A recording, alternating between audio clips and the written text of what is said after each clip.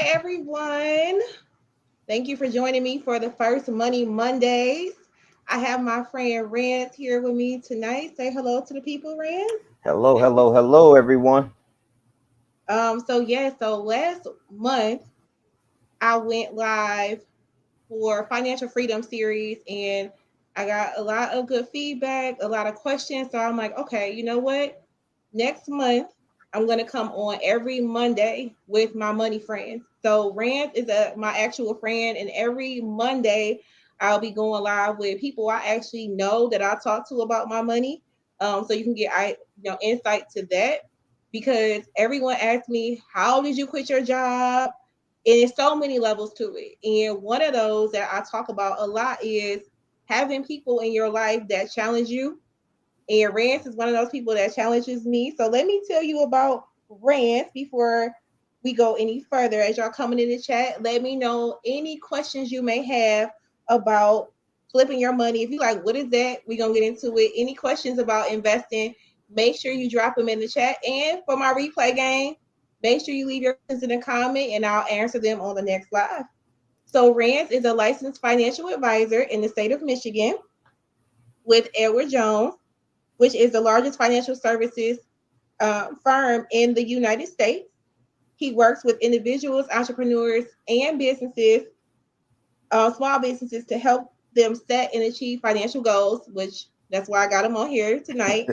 And he is passionate about financial literacy and helping anyone he can to achieve financial success. So that's what we got in common. So you want to, before we get into it, you want to tell people how we know each other, Rand? Oh, yes, yes, yes. First off, thank you for having me on. And like I say, I can't say enough about you. I think not a week goes by that I'm not telling people about you and your journey. So, first off, congratulations to you and what you've Thank you. achieved and what you continue to do. Like I say, super proud of you. So, you and I met each other, man, what was that, almost 10 years ago? I I was guess it's about to say about. like 10 years ago. Yeah, about 10 years ago when we was working in corporate together at DT, and I won't belabor the people and tell them you really didn't want to be my friend. I had to force our friendship, but Listen, that's my test. I mean to everybody at first. If I mean to you, that means that we gonna end up being some friends for life. But I was like I was not here for you, Rand. I was right, like right, right. But yeah, we was together working in the same department in corporate America, and once you decided to let me enter to your friend circle, we had a lot of conversations about finances and that corporate America wasn't going to be us until we were 65. So you talked about different things. I talked about different things, and we kind of pushed each other and challenged each other, and here we are both now on different journeys and helping people with financial literacy and financial success. So no, that's very true. You kept it all the way real. If you're just joining, Rand is a friend of mine. And speaking of Money Monday and having money friends, if you're watching this, tag your money friend, someone you talk to about your finances that y'all want to take it to the next level. Share this link with them so they can get in on the Money Monday waves with me. hmm Before we get into it, since I am a licensed certified public accountant in Michigan and Rance is a licensed financial advisor, we have to put out the disclaimer hmm um, that this live it's for educational purposes only. It should not be taken as actual specific advice to you in your financial situation. You need to consult your very own CPA and financial advisor. So if you hire one of us, then yeah, but that's still ones we work one on one with y'all. So I had exactly, to put that out exactly. there before we get into it. hmm Um, and flipping your money. Um, this is the time everyone wants to know how to flip their money because it's tax season time. And for a lot of people, it's bonus time. So, end of March, early April, people in corporate America tend to get their bonuses around this time. And then it's also performance review time, raise time. So, this time of year is the top search in search engines on how to double your money, how to flip your money. And so, to me, I take flipping money as the get quick rich scheme, because Mm-hmm. it's essentially investing your money, but I want it fast. I want to turn this 100 to 1,000. And so I got people texting me like, oh, I know somebody that doubled my money with my tax refund, or even if you were not in the tax refund circle, even with the bonus money, that's a thing. So, Rance, what are some flipping scams? I'm calling them scams already. Flipping things that you heard people bring to you, and you like that don't even make sense. Like, I think one that, and I mean, I don't know about you and everybody else, but I think at least 3 to 4 times per week, if not more, you get somebody who want to follow you. That's either they want to give you Cash App, and they want to take your $1,000, turn your $1,000 into $10,000. They got the Bitcoin trading course, they got the Forex trading course, they got just all type of different courses in terms of trying to help you with your money and help you flip your money. And like I say, that's not to say that there aren't legitimate courses out there and legitimate communities that you become a part of to help you flip your money or learn how to grow your money. But like I say, you just have to do your research, do your homework, and make sure you fully understand what you're getting involved with. Also, there's a lot of fake pages in terms of legitimate people with legitimate courses, and then someone goes and creates a fake page, and then now you're giving your money to the fake to the scammers or to the fake people, and then you don't get what you were promised. So like I say, I would say do your homework. I would look for reviews, testimonials. I would, if possible, reach out and try to talk to the individual. And like I say, just make sure that you're signing up for the legitimate course. Check the website, make sure the website is legit, and things like that. I would. That's a good point. I was gonna say trying to take this off the screen, but it's lagging, I guess. But the main thing I hear is a Cash App scam, and I actually have gotten like took your money, and it may not be as simple as that. Um, I would say maybe a few months ago, it was a big thing. Young Jock had sent somebody he sent Zelle money, sent someone Zelle. I can't even talk today. Bear with me, y'all. It's the morning for me. I'm still in Thailand, y'all, and it's 7:30 in the morning for me. And I am not a morning person, but I know this is a good time for y'all getting off work. Most of my viewers are in the United States. So listen, if I get tongue tied, it's blaming on the morning.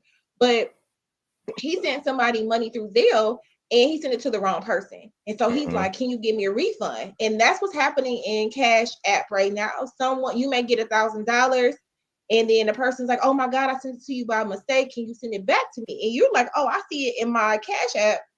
And you send it back to them, but that wasn't real. Like that money, once they know it's a certain amount of time for it to actually be verified and hit your account, when you send them the money, that's the actual money and it's gone. And a lot of people can't get their money back. So this is what I'm talking about when it comes to, this is not even saying necessarily flipping your money, but just a scam you need to be aware of. Another flip your money is drop shipping. Drop shipping is so easy. You you can pay someone, they get you going. You can easily get your money back buying stuff from Dollar Tree, or they'll do it for you. And then after a while, you get your money back. You see a lot of this on TikTok. It's about like flipping your money, how to get money fast. Listen, if it was that easy, everybody would be doing it. And you notice that everyone who does this, they have a course or they have a great way for to set it up for you to make it easy. So just keep that in mind. And my thing is, everyone wants to know how do I get money to be able to quit my job. It wasn't by flipping. Right. It took a minute for me to see that return on my investment, which we're gonna get to in a moment. So as you're coming in, make sure you're hitting that like button for me, please. I'm enjoying the comments. Everyone saying hello to each other. But also, I know Rand said in the beginning, like how we met each other. One thing with me and Rand, when we was at corporate and working in corporate together, we would go, we would call it EYL and not earn your leisure, but uh energize your life. But we would take walks like around the complex at work, like, oh, we can't stand this job. How we gonna get our Mm-hmm. money up? Like we would bounce ideas off each other. And Reyes is honestly the only person I talk to consistently about quitting my job and eventually traveling the world. Like I would bring the travel the world party in every now and then, but it would be like, let's go for a walk, 20 minutes trying to get our steps in. So we Right, was like, right. we doing Health, fitness health, and finance. would say health is wealth. Health is wealth. Right. So it's so important for you to have people in your life that you can actually talk to about finances and hitting your goals. So this is something that we would do like several times a week. Not a whole lot, just 10, 20 minutes here and there. Hmm. And it's this person I'm like saying, like, look, this is my plan. It's not just no, we complaining about, oh man, we can't stand this person. We getting played on promotions. Okay, this negative is happening, but how we gonna flip it into a positive? So that's Hmm. why it's so important to have money people in your life. Hey, I was All right, gonna let me jump get. in. I was gonna jump in too in terms of sending money via cash, and not saying to flip it or anything like that. But when you're sending large amounts of money via Cash App and Zelle, and it's the first time you send it to a person, send a small dollar amount. Send $1, and then check with that person. Make sure that they receive that before you send over $1,000 or $1,500 or whatever the amount is. That way you can confirm, and you don't have that mistake where you send it to the wrong person. Now you begging that person and hope that they do the right thing and send it back to you. Yeah, that's a good point too. So I appreciate everyone saying hi in the comments. So just wanted to show y'all on screen. Thank you for joining us again tonight. And so we touched on flipping your money, what that means. How do you find that trusted person to invest with during this time? So I mean, I guess in terms of work, I mean, like I say, going back to kind of what I said before, just make sure that you do your due diligence. Make sure you do your homework on the person. If it's some type of course or some type of product that a person is offering, like I say, I would look for testimonials if possible. I mean, I would reach out to some of the people that's been in the courses. Like I say, I bought courses before that have actually been the type of courses that lived up to what they said they were, and become a part of great communities. I've also bought things before that didn't turn out to be what they said they were, or actually one a couple of years ago during COVID, I purchased one, and not his fault, but the guy ended up getting in trouble getting in legal trouble for his course, and boom, the whole back end, the what do you call it, the platform that it was on, all of that was gone. I mean, the Facebook group was still there, but in terms of all the stuff that we had purchased and had access to, so it was a legitimate course that taught you how to do what he said he was going to teach you how to do, but I got into legal trouble, and Oh it was wow. gone. That everything got seized and frozen. So we were in the Facebook group kind of talking. Luckily, a few people had downloaded, majority of the content, so was able to share the stuff with us. But yeah, like I say, I would reach out to people. Like I say, and I think one thing also is just, you know, success has receipts, and looking for people to make sure that their receipts are real. Like I say, a lot of times, make sure that receipts are real, and not that someone that's just showboating, that's just showing you a bunch of flashy stuff and things like that. And we come from age where it's fake it till you make it, but you don't necessarily want to be following someone that's faking it to make. You want to see someone that's done it multiple times, time and over again.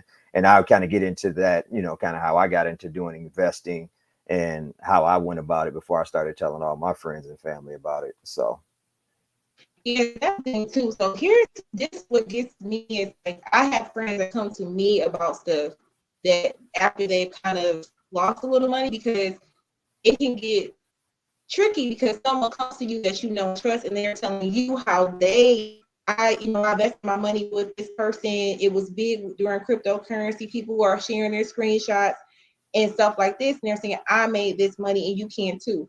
My biggest tip is, if any person, even if they say they are a financial advisor or a CPA or whatever, no one can guarantee you a return.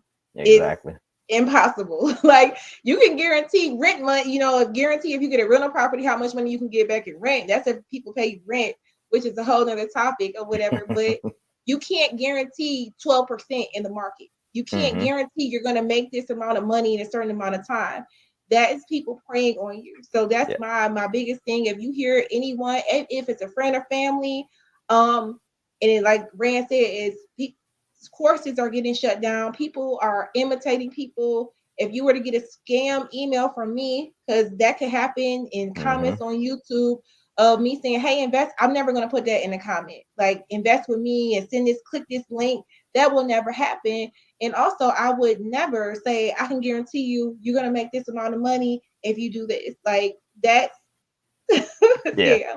Yeah, But that G word is a guarantee. That G word is a big indicator sometime of a scam. Like I say, it's not a lot of stuff when it comes to investing that's 100% guaranteed outside of, small things, such as CDs with banks and stuff like that. Other than that, stuff is not guaranteed mostly, and it comes with a lot of disclaimers that you have to look at and, take into consideration before you decide to invest.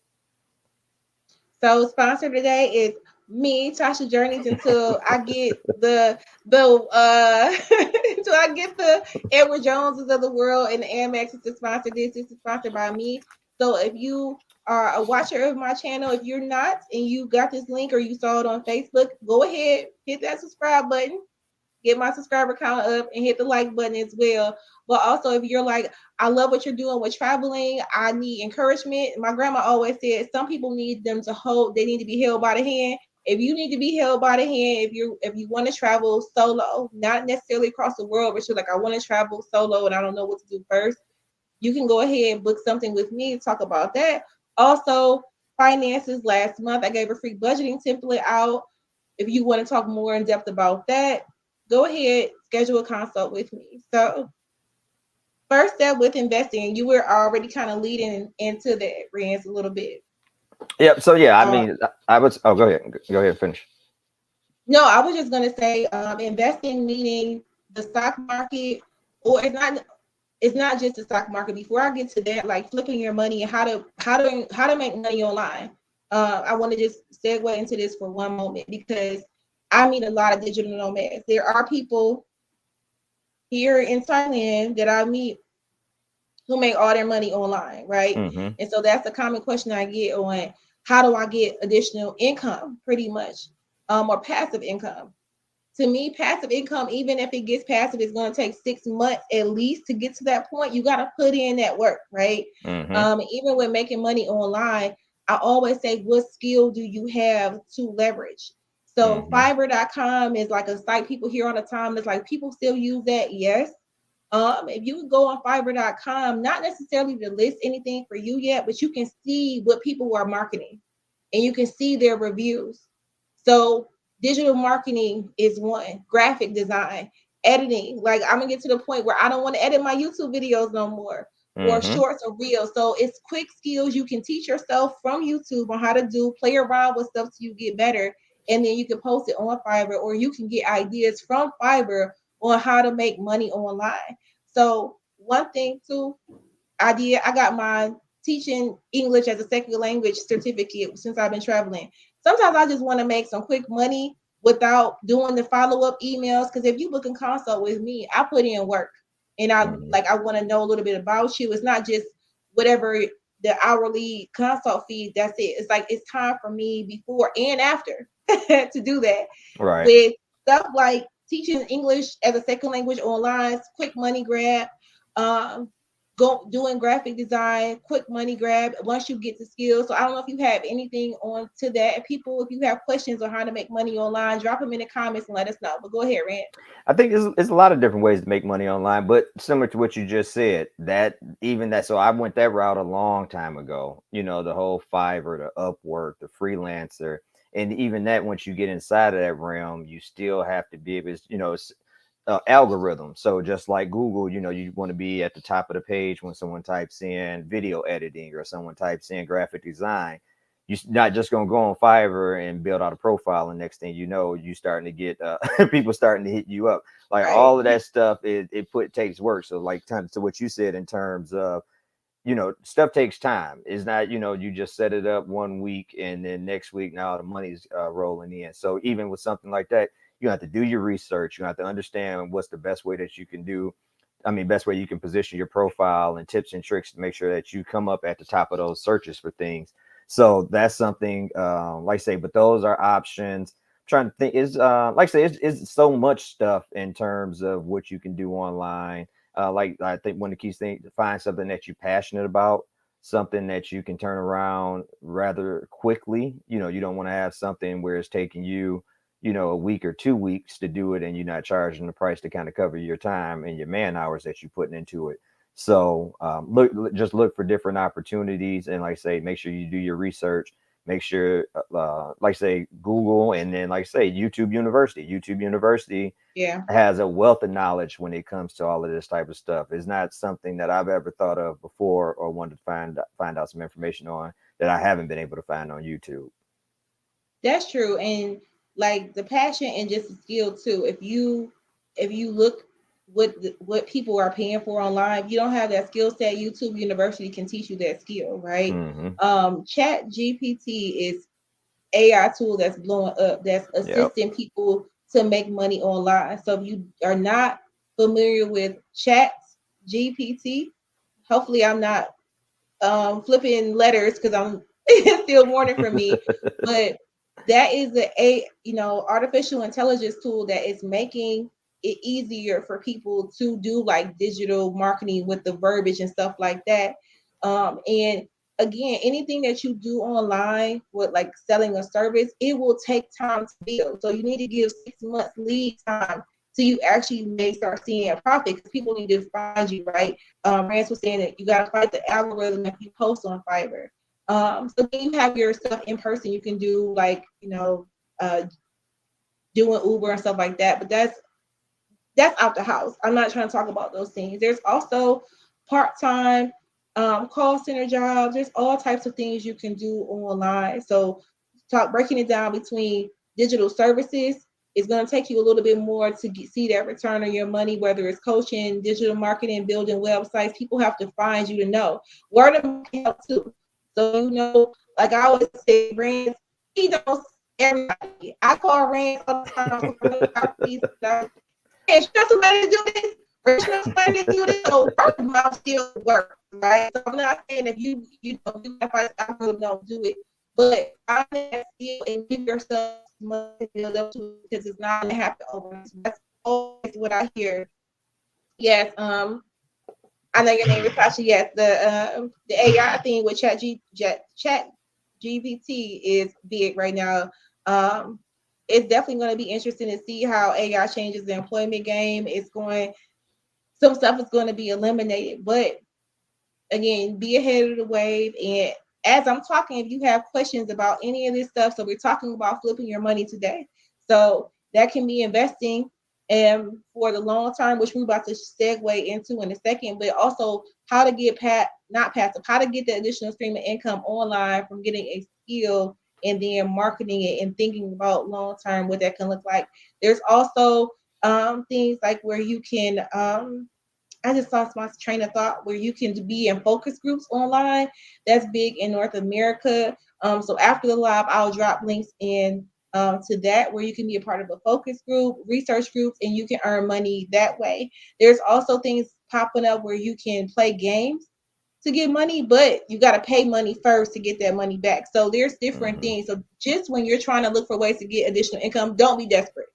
Don't try to get money that, if you want to get money that day, you need to go drive a Lyft. You need to go do something in person to get that money that day. But online to get something immediately, it's gonna be rare. All right. I was trying to scroll through. I'm a part of a community, and they had kind of a specialist come on and kind of, or I won't say expert come on and kind of talk about some of the AI tools. So AI is not anything that's new. So think of Chat GPT as the Google. Yep. That's the first one, and now, or that's the one that has the big name right now, but there's a lot of them out there.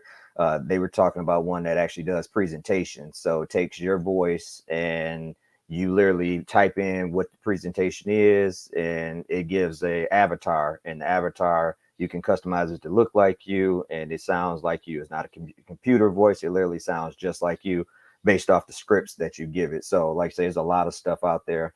It's just about doing the research and finding it. And like I say, those are opportunities to be able to teach that if you get ahead of the game, and you can teach that to people and charge people to do that, or assist people with making presentations. And like I said, a lot of other stuff that right now humans do that'll be able to be used from an AI standpoint. I know it's like it's kind of scary a little Oh bit. yeah, yeah, yeah. Like, Yeah. Hey, the one that I think it was Kendrick Lamar. I didn't hear the full thing. It was just a quick snippet, but someone that took a Kendrick Lamar voice and made a new quote unquote song with AI, but it wasn't Kendrick Lamar. wow. Okay, I gotta see that one. I have seen some stuff on YouTube as far as AI and the presentations. Hmm. I haven't. Hmm. Listen, you take the voice, oh Lord. These the entertainers gonna be out of work in a minute. Right, right, right. All right. First step with investing when it comes to the stock market. So, friends, I come to you. I'm like, I heard you one of the best financial advisors. I want to invest in the stock market. I just got my bonus. Like, I want to pick a Google stock. Like, how does this whole process work with starting with investing? Like say when it comes to me and when I work with my clients, and like say every financial advisor can be different, every company can be different, but with me what I do is I go based off of what is your goal, and then that kind of helps me understand what it is that we should invest in. What's your goal? So if you tell me, hey, this is for retirement, okay, I know we have a long time horizon. If you tell me, hey, I'm investing because I want to buy a new car in the next year or so, then I know it's a short-term investment. But just trying to understand what is that goal, because when you set a goal, now we have a target to try to understand what it is that we want that return on that investment to be. Everybody wants to make money, but I don't want, people come to you and say, hey, I just want to make money. Like that's not a goal. So now Yeah. when we make 2%, 3% return on that investment, that's subjective. Did that meet your what you thought it was going to be or not? So if we're trying to say, hey, I'm trying to save up for a down payment on the house, I'm going to give you $10,000. I need $20,000 in the next 2 years. Now we can better understand, okay, what type of return. And now we have a goal, we have a target that we can look at, and you can kind of gauge whether or not, what I'm doing as far as investing your money is helping you reach that goal. Same thing with retirement. Hey, I want to be able to spend, 5,000 a month, or I'm going to need 5,000 a month from my 401k or my retirement funds to be able to live in the future. Okay, so what do we need to have from a return on investment on that portfolio each year to get you to $5,000 a month? So that's my first step. I say is always set a goal. No, I love it because that's one of the things I say as well. Like, why are you doing this? People like, I want to Hmm. save money. I need to get better in my with my money. I'm like, why? Like, what Yep, are you yep, trying to yep. achieve? It's usually a why behind it. So Hmm. if you're like, I need to start investing my money, if you just say a rainy day, so I'm like, is a rainy day a retirement? Like, is a rainy day for you helping to take care of your parents in a few Hmm. years? Like, what is it? Like, we need to define what that is. And like you said, you can find what investment tool vehicle will work best for them. Hmm. Um, if people want to go it alone, if they're like, I don't have enough money to work with a financial advisor, are there like minimums that people need to consider with working with an advisor? Like, how do I know I'm to the point where I have enough money to work with a financial advisor? So, like I say, I can speak for myself and our motto at my firm. So all firms kind of vary and differ. So I can't speak for everyone, but I don't necessarily I don't have minimums because everyone has to start somewhere. And Yeah. I think back to when I first got started, that I didn't come in with a whole lot of money or anything like that, nor did I know anything about investing. Like I said, this was almost 12 years ago, 13 years ago when I first started investing. And luckily I had a coworker that I was working with at the time that kind of told me, he was like a big brother to me. He said, I got a financial advisor, I think you should go see her. And I'm like, same thing. I don't have no money for no financial advisor. He like, nah, man, I think he pretty much told me like, no, you're going to go see her. So I went to go Oh, see her and sat down and talked to her. And she basically, talked to me, asked me what my goals are, what is it that I want to use the money for. And I told her I don't have any money. She said, well, what about, do you got it? You switch jobs before? I said, yeah, I moved jobs a few times. She said, where are those old retirement plans at? Where are those old 401ks at? I was like, I don't know, still at the company. She was like, oh, well, you can roll those over to me for me to manage. And I said, really? So she explained, how it works and what the benefits of it were. And I took a chance and I let her manage that money. And that was the best decision I ever made in my life in terms of finances. And, over the years, I watched that money 10x and almost 15x from out of what it would have did in a 401k sitting inside of a regular mutual fund, a target fund or something like that. So what I was saying earlier was that I took that, I took the first few years to make sure that that worked. I looked Yeah. at it before I started telling people, like, okay, I made sure. And then, I brought my wife's money in, and then, started watching her money grow. So now I watch two people who life she's changed. So, that's kind of where I would go with it in terms of talking to a financial advisor, is setting those goals. And then also kind of what you just said. I mean, well, what I said in terms of, looking at opportunities that you can have. So do you have 401k money? It doesn't have to be out of pocket money. It could be, starting with a 401k. It could be starting with a Roth. I know we're going to talk about Roths and things like that, but Yeah. it can be starting small, where you just taking $100 every paycheck and then sending that over to a financial advisor and having them invest that money for you. So, And that's always the common question. I always talk a lot about like doing self starting, because that's how I, started hmm my journey, right? yep, So I always say platforms that I use. So people will get caught up with either what platform should I start with, or should I work with a financial advisor? What does that look like? So if you're just joining, Rand's explain what that will look like with his firm does with Edward Jones. Edward Jones. I talk today. It is different for everybody. Listen, woo! I need my something to get me up today, but it's different for every firm, right? So hmm he's saying like there's no minimum. It's first, let's talk about your goals. Let's go through and see what you may have that you're not even thinking of. Did you leave employers? You may have retirement money you don't even know about, and we can start there without you actually giving money out of pocket to really start with your investing. So I'm glad to have you on to hear the financial advisor lane versus the self start lane. And I talked a lot about that last month. If you can go in my lives and see, but I'll just stop here and say one thing people are saying, ask me, Robinhood, Cash App, I can buy stock on Cash App. Is that investing? Should I use that?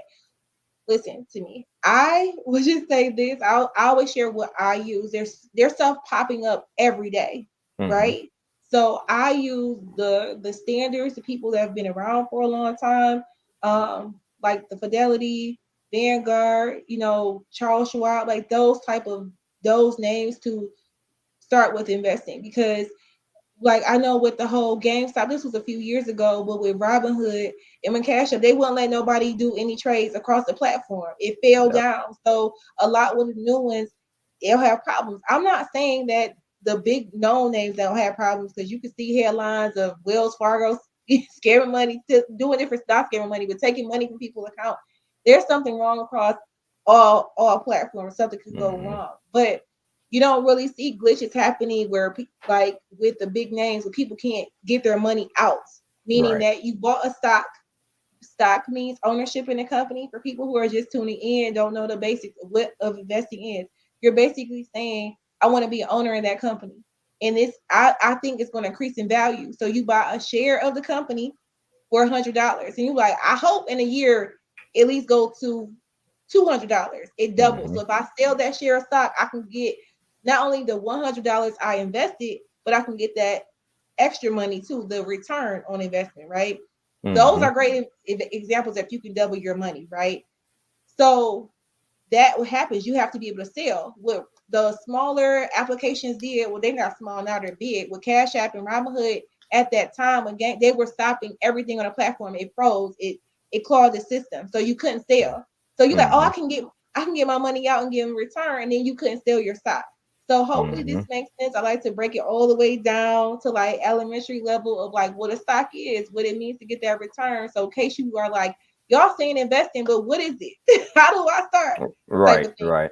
Yeah, no, but even like say during that Robinhood, and like say a lot of different things were going on with that, the different platforms from, and they actually got sued. I didn't follow the lawsuits on that, but like say not being it, because a lot of it, Robinhood, you technically, while you had the stock, you owned the stock, it was on paper, and Robinhood technically hadn't went out and actually bought the stock yet. So Yes. it wasn't, so that's, the way deeper and, get down into the details of it. But yeah, like say a lot of different platforms that you can choose to invest with. And like she said, sticking with some of the staples probably is the best bet.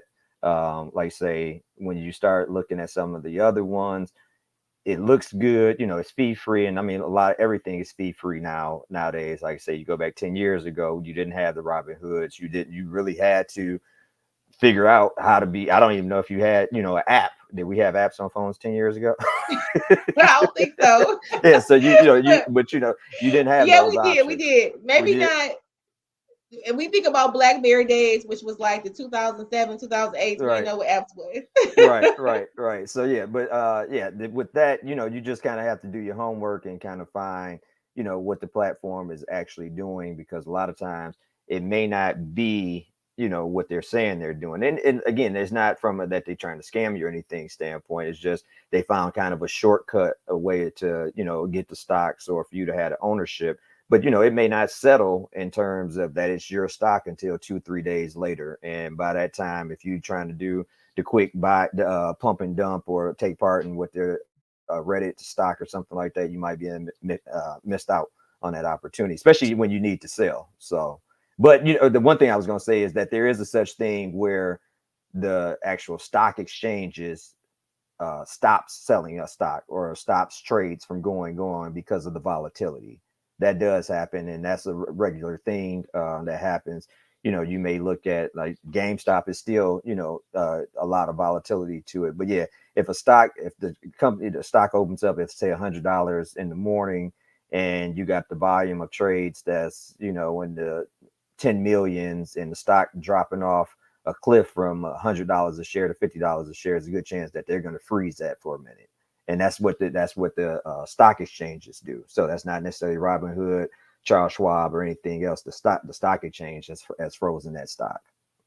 No, that's a good point. That just comes top of mind for me because it was so, it was so big everywhere. And I'm glad you explained that backstory of them actually not having that security, right? It just shows you did the difference between, the stock exchange stopping it. So I'm glad you shared that. And then also just, it's going back to what's your goal, right? If you doing it yourself, and then you like, once it hits big news, the wave is over, right? Yeah. So if everyone's talking about it, it's not the time to get into buying this one share of stock or whatever it is. The wave is gone. You've missed the time, in my opinion, to get in. At this point, everyone does it. Everyone's doing it once it's trending, in my opinion. Yep. So it's just important to know the paper, which you have on your app, what you seeing you're making. You actually need to sell that to get that money, right? Like what you're seeing, and you have to think about the time of sale. That's going a little bit more advanced, but just keep that in mind as well. Like once you execute the trade and all that, it could be different than what you are seeing. So I know that you had said Ameritrade, yeah, that's one of the like flagship type of companies that's been around for a while. So I have heard it's easy process for them. Yes. 10 years, 10 years experience. Let me see what you doing. I agree with you. What you doing with this money? I think another thing too is to kind of differentiate and understand whether or not if you're an investor or you're a trader. So that's those are two different things. Like a trader is someone who's trading, typically they're a day trader, or they're trying to trade based off the swings. When people are investing with me, you're investing towards that goal, typically a short-term or a long-term goal. So it's not about timing. As we say, it's not about timing the market, it's about time in the market. Like I say, there's a number of studies. You can Google stuff. I got all type of stuff that shows you people who will try to time the market versus the person who stays long-term invested in a good long-term quality stock. That person typically wins, the person who stayed invested versus the person who tried to time the market. Like it's so many. I tell people nowadays, I feel like the analysts and announcers on the sports stuff. I got all the statistics and data that shows it goes back almost to the 1930s. That shows, okay, hey, if you invested, well, not in this scenario, but goes back to 1980. Hey, if you took $10,000 and had it in S&P type fund for 10 years, you would have, made this amount of money, versus if you were pulling it out and trying to do this, or you missed the 10 best days, you would only have made this much or that much. So, you know, that's one thing to ask yourself too when you get into it. You know, are you getting into it to be a trader, or are you getting into it to be an investor? Like I said, investors have a tendency to be long term and have a Yeah. tendency to stay put, and they're looking at good long term quality stocks. They're not looking at what the Reddit community said or what Instagram and Facebook said to invest in, because a lot of times they tell you when to get in, but they don't necessarily tell you when to get out. And that's what I tell That's my such a good clients point. too. Like, you listen to the news, like the news, you know, was CNBC, CNN, all of them have some type of finance programming, and everyone, you know, pull your money out, put your money in the bank, put your money over here. I wait. I never see when's the good time to get back in.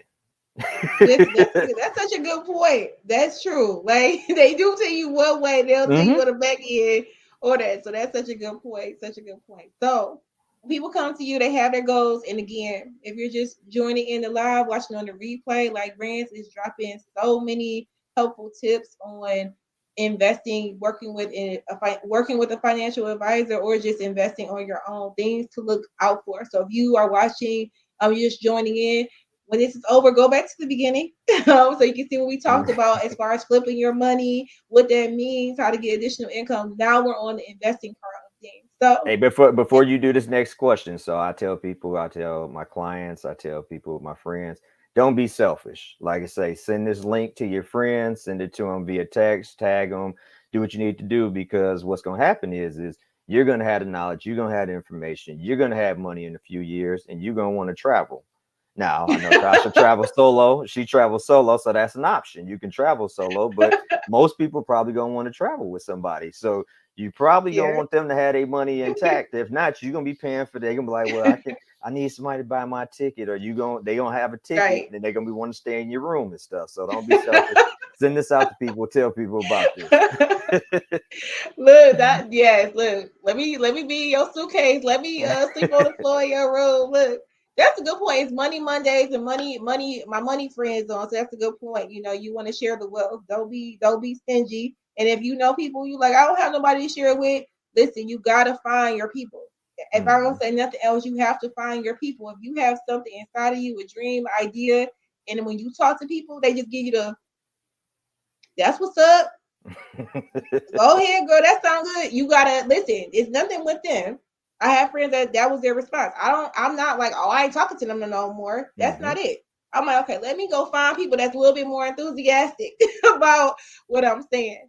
So when people come to you, do they come to you and say, like, I have a lot of debt, can I still invest? Like, what are some of these like tips you have with people who are in debt? Like, should they invest, hold off? What's your So, thoughts? so when it comes to investing with after tax money, so taxable money, so that's the money that after you all the tech government took all their taxes out, and someone comes to me and say, I want to invest. Yeah, we do talk about debt, because we have to talk about debt and understand how does the debt look like in the big picture. Are we talking about $5,000 worth of debt? You know, are you talking about 20,000? But at the end of the day, typically I would tell someone who's in debt. So, like, again, this is post tax. We're talking post tax dollars. I'm not talking 401k and pre tax dollars. I'm talking about post tax. If someone comes to me and they have a significant amount of debt, I typically say to them that you should work on paying that debt off first. And my rationale is because the interest that you're paying on credit cards, typically, like she said, there's not a guaranteed 12% investment that I can put your money into. There's not a guaranteed 8% option that I can invest your money into that's going to cover what you're paying in interest. So it's kind of you're working, you're taking a step forward, but you're also taking a step backwards in doing that, because you're paying, credit cards, especially a lot of people have variable rate, floating rate credit cards. Federal government's been raising the interest rates all the last year. So you had a 15% interest rate credit card. Now that's 20%. So now you're talking about, I need to be able to find you an investment that's at least 20%. And that's Mm. really, I'm okay with saying that doesn't exist. Listen, if that exists, listen, we gonna talk about this Yeah, offline. We ain't right, gonna. right, I'm right. not Yeah, sharing that that's with. yeah. So that's a 20%. You talking about a 20%, but even at 10%, that's still a lot as well. So depending on where you at in your life and where you at and your and what your goal is, But yeah, I typically tell people, and then a lot of people say I don't have money to invest, and so we say, okay, I say, do you have debt? Do you have consumer debt? Okay, well, let's start paying down this consumer debt. Now all of a sudden you get that consumer debt paid off. All the money that you're paying monthly towards that consumer debt, guess what you have now? Now you have money to invest. So you Yeah. have money to invest. You technically just investing it and paying off your consumer debt. I like that words of viewing how to view that. Now you talking about post tax dollars. Yep, What post about tax dollars. you think people should still invest in their 401k or retirement while they're in debt? Yes, I do. So the reason why I think that, so that's pre-tax. So you talking about pre-tax. So one, you can have the benefit of, depending on how much money you're making, it can, be help you reduce your taxes that you pay because it reduces your taxable income. And then also you have to start preparing for retirement. Like I say, I think a lot of people feel like they can play catch up with the retirement game, and the comparison that I give is the same way that credit card you put that $1,000 trip onto a credit card, and you've been paying the minimum payment for a whole year, and now is not even $1,000, is almost $2,000. So the same way that compounding interest worked for you towards debt, the same way it works towards you in terms of investing into your 401k, 403b, or whatever it may be that you have with your employer. So there's one piece that I have, and I give it to you so you can send it out to people. But it shows two ladies. So lady one, at the age of 19, she puts in $4,000 a year from the age of 19 to the age of 27 and it goes based off of saying, assuming about, I think it's a 10% interest, 10% return on the investment. At 65, she has $2.2 million. Now, lady two, she has 27. She starts at 27, so she doesn't invest nothing from 19 to 27. She starts at 27. She invests $4,000 from the age of 27 to 65, assuming that same rate of return. She only has $1.76 million. Yeah. So it just, now you talking about somebody who invested 32,000 and didn't invest anything else after, and then someone who invested 4,000 to 60. You almost talking about what's that? 430. You almost talking about $120,000 that she invested, and she still came up, at a lower amount than the other lady. So, Yeah. that compounding interest is serious, and like I say, the earlier you can get started, the better you can be. No, I agree. Before we continue that, we got a question from Jackie, who's going to be my money friend for next Monday. But which would you recommend for children, 529 or UGMA? Playing alphabet soup over here. Oh, go ahead and do a Jack. Oh, well, UGMA. Do you know what UGMA is? Listen, no, I don't even know how to say Edward Jones at this point in the morning. Listen, I can't even say I can't say nothing right now. So no, I don't know what UGMA is. Jackie, put what UGMA is in the chat, like for so everybody so you understand. But I personally, I like to say situations vary, and based off of that person's situation, that's when I typically give advice on that. I have the tendency to lean towards 529s. I like the flexibility of 529s. So that's kind of what I have a tendency to kind of lean towards, and with the, I don't even want to say that it's passed because I don't think it passed, but the Secure Act 2.0, which they threw in the mix over Christmas time and went into effect partially in the new year, but they're still trying to get all the pieces of it passed. It made it some of the things a little bit more flexible with the 529 as well. So just kind of laying out and looking at the options and looking at the person's situation and making sure that it work what you make sure that it works for their situation and their scenario. But like I say, I have a tendency to do a lot more 529s. Yeah, I just had to look. I had to Google UGMA to see what it was because I'm like, wait, I'm having brain fog right now. And Right. it's the thing when you go live. I've looked back at some of my lives and someone asked me a question and I'm like, why did I not know that at the time? It's like you have brain fog. So yeah, I looked it up and I was seeing what that was, Jackie. I definitely know Yeah. what a 529 plan is. For people for their kids for college. And I guess the biggest thing, and again, like I say, I don't think it's finalized yet, but they've made it to where they're trying to make it to where if the kids don't go to college or use that money towards education, now that can automatically be rolled over into a Roth IRA, which I know again we're going to talk about in a minute, but that's huge right there because like prior to that, you kind of were stuck with that money and you had to get it penalized if you didn't use it on education, or you had to pass it on to a sibling or something like that. So like I say, the changes that they're making with the laws are going to be make the 529 even that much more attractive. Which Jackie just put that in the chat. Yep. Yeah, you was like what you was just saying. I'm like, y'all saying that at the same time. I think I'm trying to listen to you and read stuff as I'm. Because look, I was kind of upset at first. You was talking about the comments, and I, for whatever reason, my tab was on the private chat, so I didn't see the comments, and I clicked over. Oh, I should have showed you that before getting on. So Jackie just brought up Roth IRAs. We talked about 401k, but leveraging retirement accounts I shared last month. Roth IRA to me is a great tool because you're investing for retirement, which I don't know if you've seen this, but Jackie just shared. Well, I'm not saying you have to follow her to see it, but I'm keeping up what's going on in the US of A, even though I'm traveling the world. And then they're talking about making retirement age for Social Security benefits age of 70 instead of 67. Yeah. So, I mean, with that, so, the one thing that, you hear people talk about a lot, and since we've been young, and you're going to continue to hear it, is that they're running into issues. Everyone, Social Security is not going to be around when I get older. Social Security is not going to be around.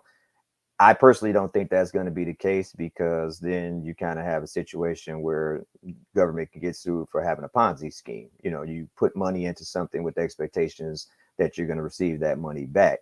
Now they do have options to things that they can do, such as push back what is considered a full retirement age. They can start reducing how much you're going to get paid out in Social Security. So yeah, they have a lot of, I'm not gonna say a lot, but they have different options to be able to say, okay, hey, this is what we're going to do with Social Security to make sure that Social Security is still around. And at the end of the day, I mean, Social Security is still going to be around as long as people are still working, because people who are working are still contributing to Social Security. So that's kind of, I know we didn't necessarily go down that path, but Social Security and age 70. Yep.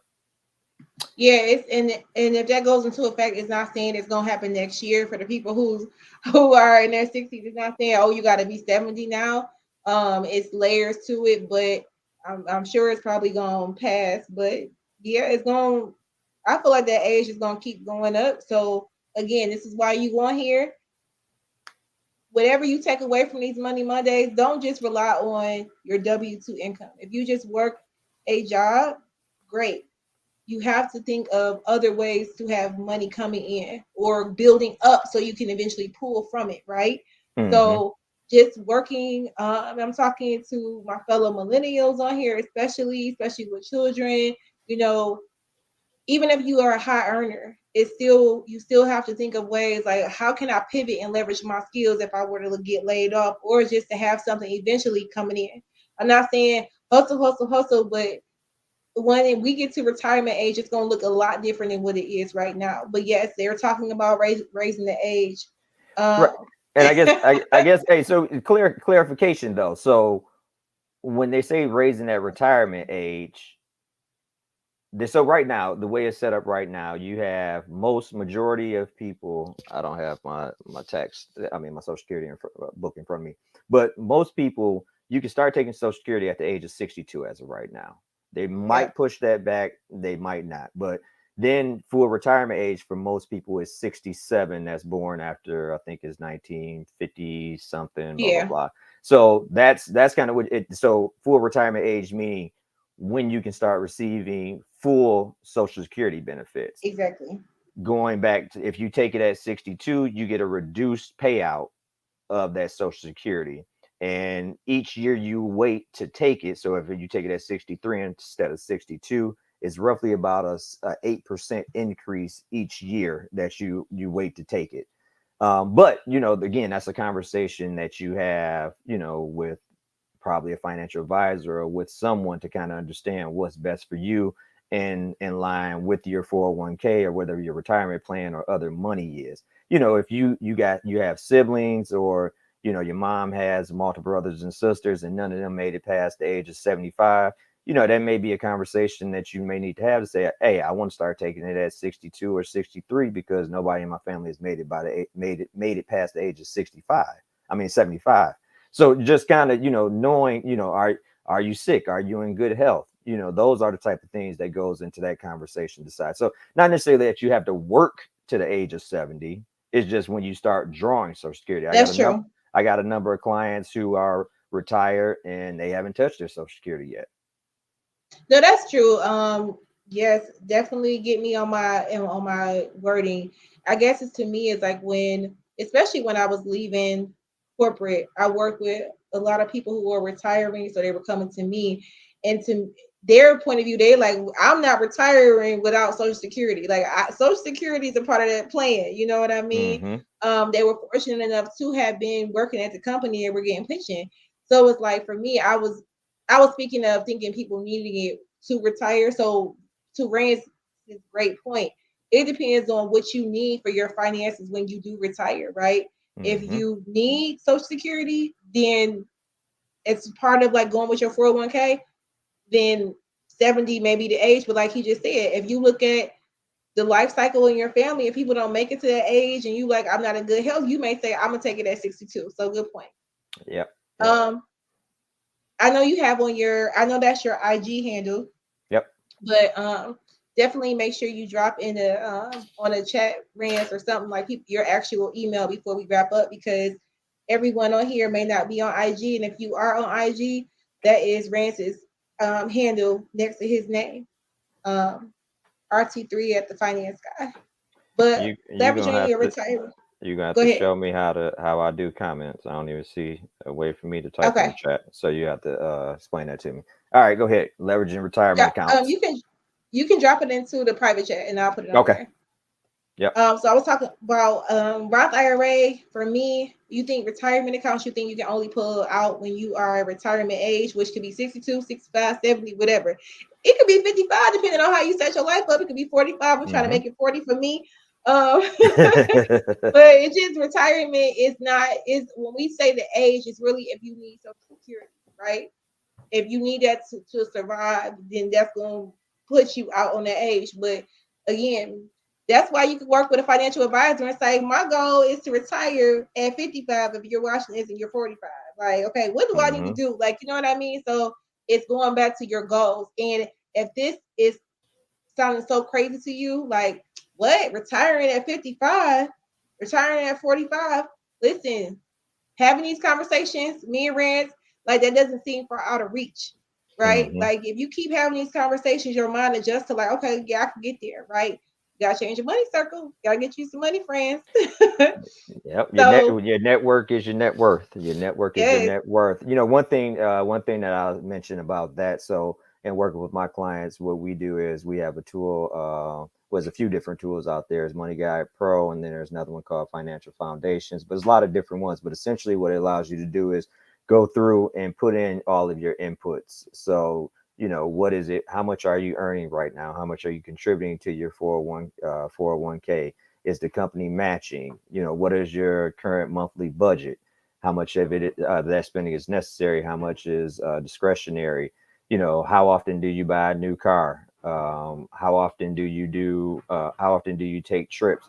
You put all these inputs into the system, and then it runs it through and basically does like 1,000 different scenarios of what the market may do during that time horizon. So if right now you're 35 and you're saying, hey, in 30 years at 65, I want to retire, what is the probability that I'll outlive my money?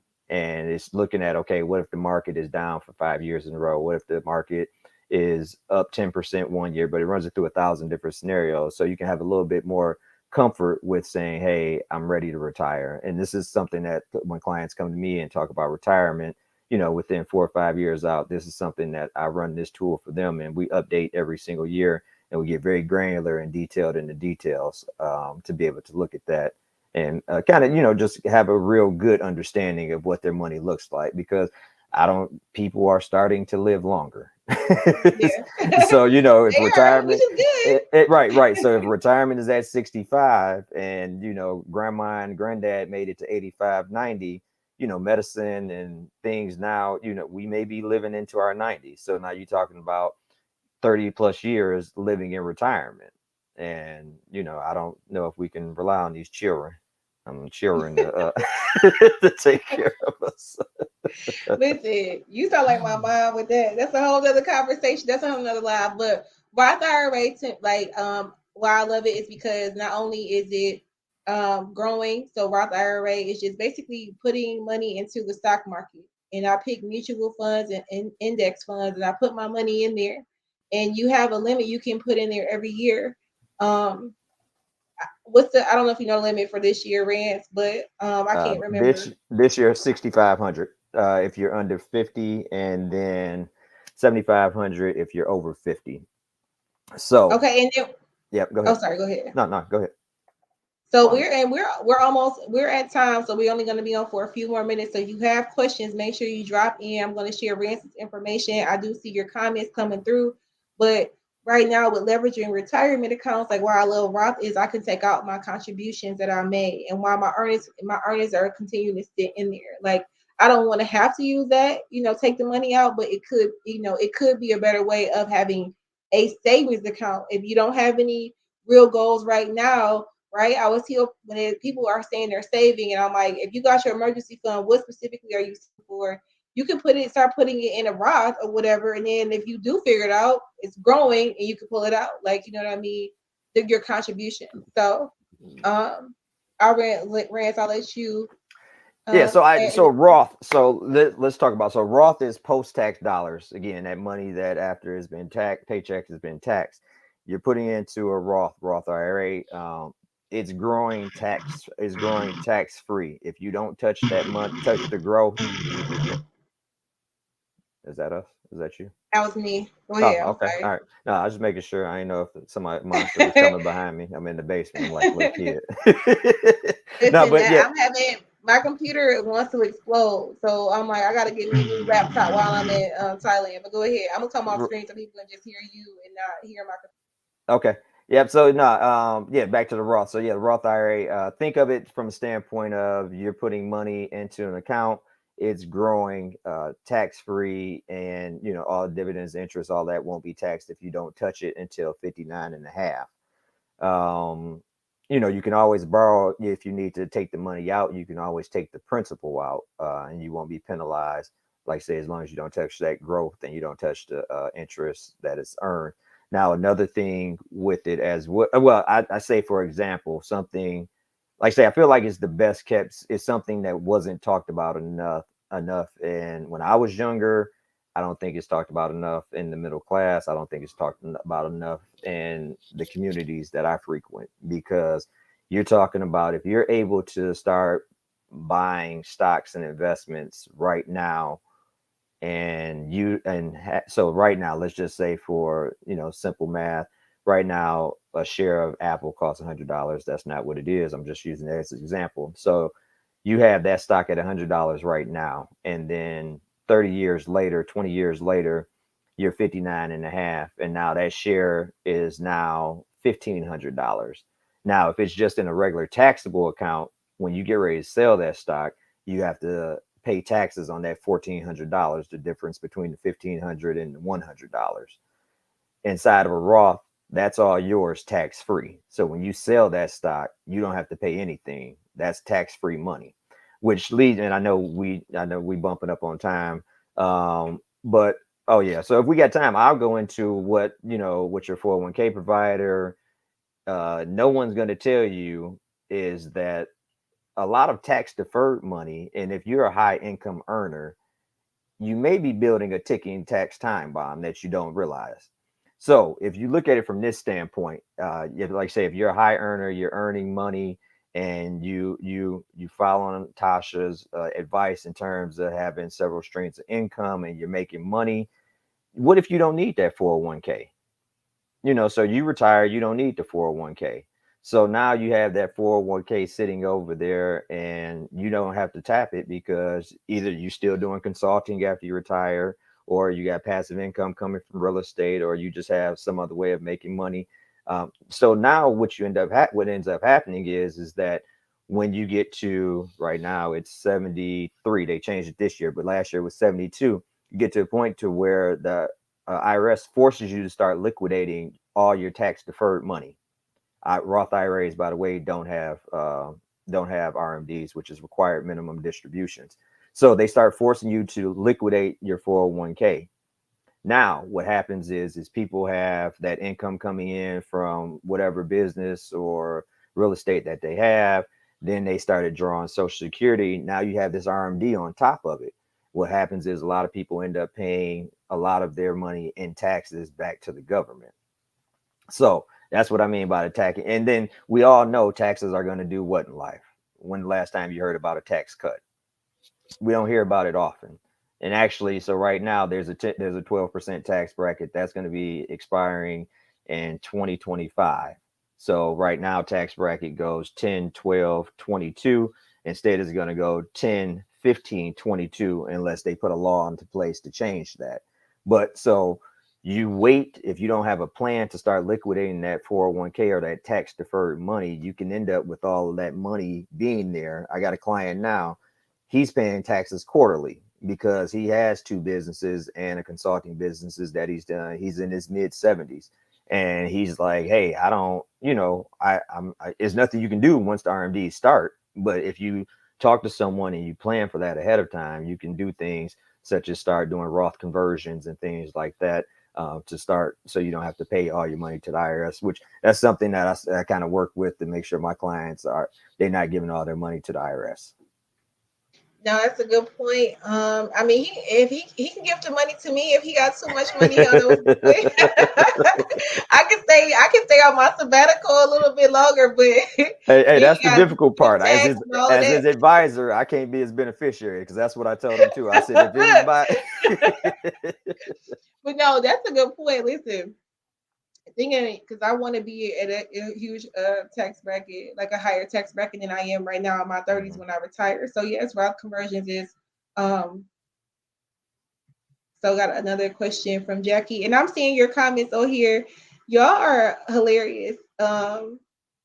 Yeah, Jackie, to my knowledge, Jackie said, does a Roth 401k have an RMD? I'm assuming they don't. To my knowledge, they don't. Like I say, that's kind of a newer thing that's starting to come about, is that the companies are starting to offer a Roth 401k.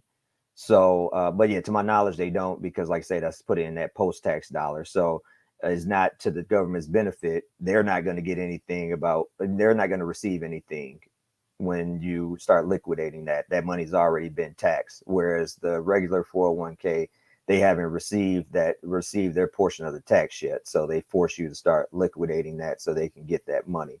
And that's the thing, like you got to look at the government and kind of understand, why do they want you to do something? That's why they always pushing tax deferred. And there's a reason why they're capping the Roth IRA at that amount. So, Right. you want to make sure, there's always some type of agenda, and that's really what it is. Because if not, everybody would just put all their money into a Roth IRA and then not have to pay taxes on it later on in life and let it grow in whatever investment they choose. No, that's a good point. And as far as like when I left, part of my planning, because I don't want to go back to traditional corporate job. Mm-hmm. So one of the things is I want to make YouTube an income stream. So that's why I'm going. Like one thing is I want to hit this goal, right? I want to monetize YouTube because I love doing it. And why not make money without y'all can get all this free money advice free for y'all, but I can get paid on the back end from YouTube, right? Right. So one of my things is when I thought about, looked into was the conversions and thinking about where I want my retirement money to go. Like as I'm planning things out, you know what I mean? And thinking about taxes is always top of mind for me. Being was blessed to be in a high tax bracket, you know what I mean? So it's always thinking like I don't want all my money going to the IRS. Mm-hmm. Like being single with no kids, so thinking about all these things. So I'm seeing some people drop off. We are at time. Thank y'all so much for staying on. We a little over, but so many gems and tips and stuff that Rance provided. I'm gonna put his contact information on the screen. We didn't even get to all our topics today, but I thank you guys for being engaged in the chat. This is Rance's email. Rance, I don't know if you have anything else you want to close out with.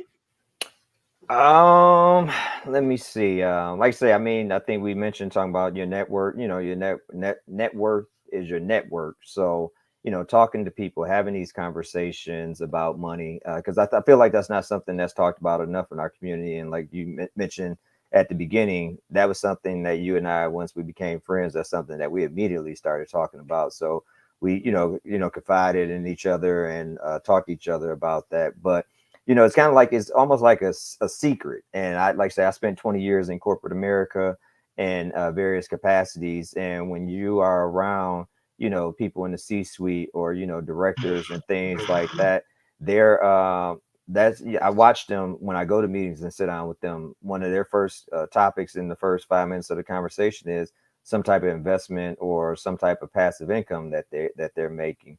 Unfortunately, a lot of times, and I'll speak for myself, I don't want to generalize everyone, but a lot of times when you talk to your friends and your family, it's talking about what's going on in the news in terms of this athlete or this musician or something like that, something that has nothing to do with you making money. So that's one thing that I would say is just kind of focus on, your financials, your goals, and how you can make your money work for you. And whether that's working with a financial advisor, whether that's doing the research yourself. But like I say, there's a lot of money opportunities out here. You just gotta put your focus in the right place. And we spend a lot of times talking to our kids or talking to the younger generation about that, but a lot of times adults don't follow the same thing. Like I say, it's called entertainment for a reason. When they buying teams and everything is like that, they're not, no one who buys a team, that's not their primary investment. That's not their primary thing. They made their money off of something else. The guy who owns UWM is 40 some years old and he just bought the Phoenix Suns, at 40 something years old. I saw that. Yeah. So, and that's just, but he made his money off of UDM, Jerry Jones, he got his money from oil. So it's entertainment for them, that's put into our face to entertain us. And in my opinion, to, keep us not focused on what it is we need to be focused on. So there's a time and place for all of that type of stuff. But like I say, focus on what you want your financial goals to be and, work with someone to help you achieve those goals. No, I think that's a great way. Thank you all for watching. I see my family in the chat. Thank you guys for tuning in, supporting me as always. And I will see y'all next Monday with Jackie. We got so many topics we're gonna be covering, and I know we're gonna go long because me and Jackie, we are both long-winded when we start talking. So I'm jumping on. I'll be in the chat, so I can be there you'll too. be in the So, chat. Listen, yeah. give Jackie that energy she was giving you. Give her this alphabet soup next week. On questions. I'm just joking. But no, Right, hey, but no, before you go, like I say, I appreciate you bringing me onto your platform. Like I say, super proud of you. Continue doing what you thank do. you. Continue giving back to everyone, showing people a path, a roadmap to get to this financial freedom, how to travel around the world at a minimal cost, stepping outside the comfort zone and doing something that a lot of people wouldn't have done. And now that you kind of trailblaze that path, people may be more comfortable doing or taking that step out on faith and doing something similar to this. So like I say, I congratulate you. Nothing but the best. And like I say, we'll be in touch. We talk regularly, but keep doing your thing. Proud of you. All right, thank you. And I'll see y'all next Monday. Bye.